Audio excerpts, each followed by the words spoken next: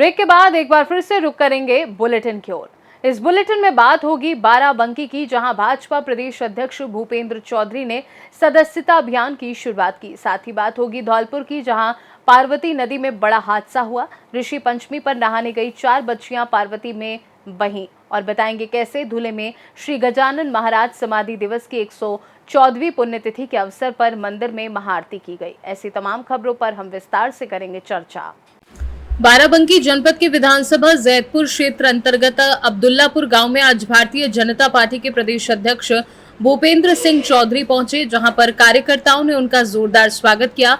इसके पश्चात उन्होंने कार्यकर्ताओं को संबोधित करते हुए संगठन के स्तर पर चर्चा की तथा उपस्थित लोगों को सदस्यता अभियान के तहत मिस्ड कॉल करा के सदस्यता ग्रहण कराई। इसके पश्चात प्रदेश अध्यक्ष ने गाँव के विभिन्न घरों में पहुंचकर लोगों से जनसंपर्क कर भाजपा में सदस्यता दिलाई। मीडिया से बात करते हुए उन्होंने बताया कि देश के प्रधानमंत्री नरेंद्र मोदी के नेतृत्व में देश विकास कर रहा है। विश्व पटेल प्रदेश का नाम रोशन हो रहा है और देश की 140 करोड़ जनता इस मुहिम में प्रधानमंत्री मोदी के साथ है। इस मौके पर जिला प्रभारी व एमएलसी अवनीश सिंह, जिला पंचायत अध्यक्ष राजरानी रावत, प्रदेश महामंत्री व मंडल प्रभारी संजय राय, पूर्व सांसद उपेंद्र सिंह रावत, पूर्व विधानसभा प्रत्याशी अम्बरीश रावत सहित अन्य लोग मौजूद रहे। बीजेपी कहती है कि हिंदू खतरे में है, ओवैसी कहते हैं मुसलमान खतरे में है, कांग्रेस कहती है संविधान खतरे में। क्या हिंदुस्तान में पूरा खतरा ही खतरा है क्या? अब संविधान के बारे में तो राहुल गांधी जी अच्छे से जानते हैं। उनके परिवार के लोगों ने किस प्रकार से संविधान को अलग अलग अवसरों पर समाप्त करने का काम किया, चाहे धारा 356 लगाकर अनेकों राज्य सरकारों को बर्खास्त किया, इमरजेंसी लगाकर, मीसा लगाकर लाखों लोगों को, लोकतंत्र का जो समर्थन करने वाले लोग थे उन्हें जेल में डालने का काम किया। आज जिनके कंधे पर चढ़ के चल रहे हैं, अखिलेश यादव जी के पिताजी, लोकतंत्र को बचाने में संघर्ष करते हुए 19 महीने जेल में रहे माननीय मुलायम सिंह जी। भारतीय जनता पार्टी माननीय प्रधानमंत्री जी के नेतृत्व में सबका साथ, सबका विकास और सबके विश्वास के साथ आगे बढ़ रही है। बाराबंकी से सी न्यूज संवाददाता आफ्ताब आलम की रिपोर्ट। धौलपुर जिले में फिर एक बार पानी से बड़ा हादसा देखने को मिला। रविवार को पार्वती नदी में नहाने गई बोधपुरा गांव की 4 बच्चियां बह गई। मौके पर पुलिस प्रशासन एवं एसडीआरएफ की टीम पहुंच चुकी है। बालिकाओं को रेस्क्यू करने के लिए सर्च ऑपरेशन शुरू कर दिया गया है। घटना से इलाके में हड़कंप मच गया है। ऋषि पंचमी के मौके पर आज ग्राम बोधपुरा की 4 बच्चियां अपने परिवार की महिलाओं के साथ नहाने के लिए पार्वती नदी में आई थी, जो अचानक पैर फिसलने से डूब गई हैं, जिनका रेस्क्यू ऑपरेशन किया जा रहा है। एसडीआरएफ और गोताखोरों के द्वारा तलाश की जा रही है। धौलपुर से सी न्यूज संवाददाता अनूप शर्मा की रिपोर्ट। धुले शहर के देवपुर में श्री गजानन महाराज मंदिर में श्री गजानन महाराज समाधि दिवस की 114वीं पुण्यतिथि के अवसर पर मंदिर में महाआरती एवं प्रसाद का वितरण किया गया।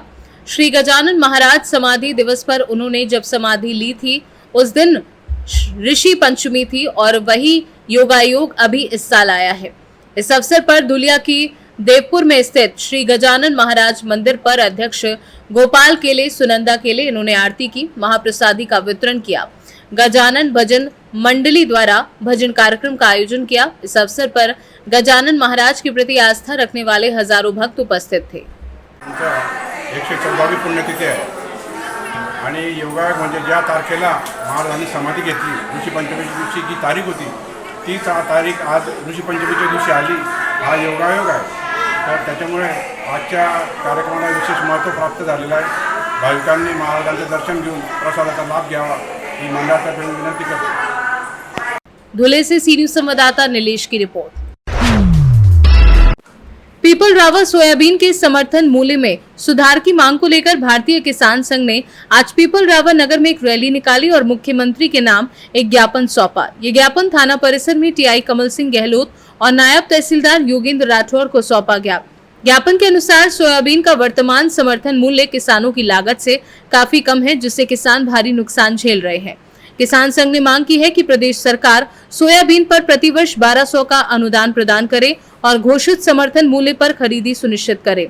इसके साथ ही संघ ने आयात निर्यात की नीति को खेती के अनुरूप बनाने और फसल आने के पूर्व आयात पर प्रतिबंध लगाने की मांग की है।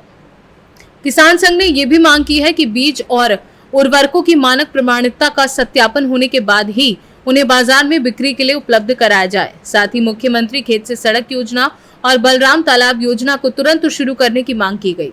किसानों ने सागौन की कटाई, परिवहन और चिराई के परमिट को सरल बनाने और नीम बबूल की कटाई, परिवहन और चिराई को मुक्त कराने की भी मांग की है। ज्ञापन में ये कहा गया है कि कृषि विभाग और कृषि अनुसंधान केंद्र की भूमि को किसी अन्य परियोजना के लिए नहीं दिया जाना चाहिए। साथ ही सभी फसलों की खरीदी समर्थन मूल्य पर की जाए और वर्ष 2020 से लंबित चना और अन्य बीजों के अनुदान को तत्काल दिलाया जाए।